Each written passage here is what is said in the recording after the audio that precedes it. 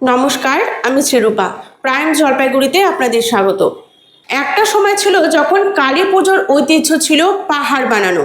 কচি কাচারা মেতে উঠত পাহাড় বানানোতে। লক্ষ্মী পুজো পার হতে না হতেই কচি কাচাদের মধ্যে পাহাড় বানানোর একটা ঝোঁক লক্ষ্য করা যেত। তবে যুগ বদলেছে, এখন পুরোটাই মোবাইল নির্ভর।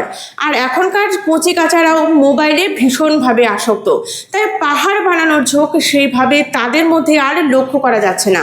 আর পাহাড় বানানোর ট্রেন্ড যত কমছে ততই বিক্রি কমছে পাহাড়ে ব্যবহৃত খেলনা গাড়ির। একটা সময় বিক্রি হতো খেলনা গাড়ি, যেগুলো পাহাড় সাজানোর জন্যই দোকানে স্টক করতেন বিক্রেতারা। তার মধ্যে অন্যতম ছিল এক ধরনের স্টিমার, যা টিনের তৈরি থাকতো এবং তাতে প্রদীপ জ্বলতো।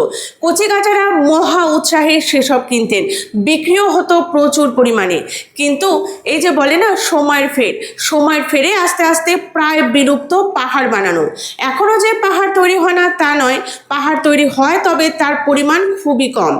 বিভিন্ন ক্লাবের কর্মকর্তারা নিজেদের উদ্যোগে অনেক সময় পাহাড় বানানোর একটা প্রতিযোগিতা রাখেন। সেক্ষেত্রে অনেকে পাহাড় বানান এবং তার ফটো তুলে পোস্ট করেন সেই সব জায়গায়। কিন্তু এসব বাদ দিয়ে নিজেদের মধ্যে একটা ছোটোখাটো পাহাড় বানানোর যে ঝোঁক ছিল একটা সময়, সেই ঝোঁক বর্তমানে বিলুপ্ত প্রায়। আর তার সাথে সাথে কমছে পাহাড়ে সাজানোর খেলনা, এমনটাই জানাচ্ছেন বিক্রেতারা।